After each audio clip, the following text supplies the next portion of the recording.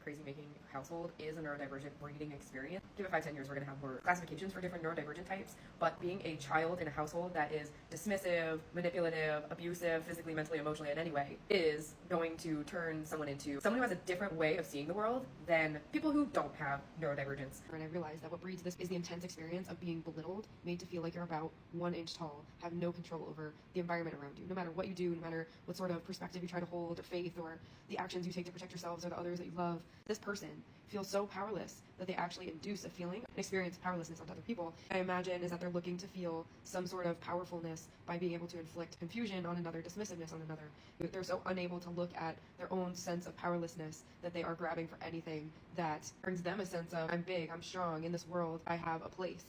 Even if it's over little children. And that experience to grab power from you, whether it's physical, mental, emotional, your voice, your expression, it is a necessity to be able to cope. I remember being 5 years old and having a fever. I told a caretaker their solution was to take a hot bath. So as you can maybe imagine, I'm already hot and I get in the hot water and I am uncomfortable. So I start to cry. And I'm being yelled at by the caretaker to stop being so dramatic. This caretaker gives me a cup of hot tea to drink in addition.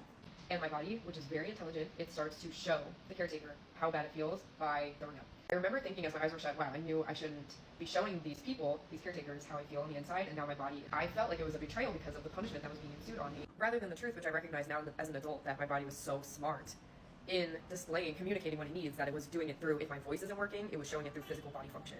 So unfortunately, just the caretaker wasn't willing to validate or acknowledge the reality. I learned how to mask my internal experience and actually am training myself. All right, how do I express the range of emotions now because I am willing to?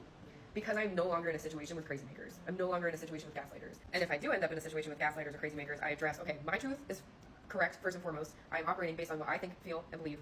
And I love other people, but that's their experience. And so if someone is denying, dismissing, belittling my experience, then I address, okay, this person ended up in my sphere, my orbit somehow. Let me address that. Let me look for, okay, how do I identify the early signs of someone like this who might be a crazy maker? Because my minimum standard is now someone who is willing to meet me and meet themselves by being vulnerable with their own feelings and own their rights and their wrongs, so that we can meet each other and actually be vulnerable, willing to be vulnerable, because I know I've got me. We have to acknowledge that kids who grew up in these unwell environments are different.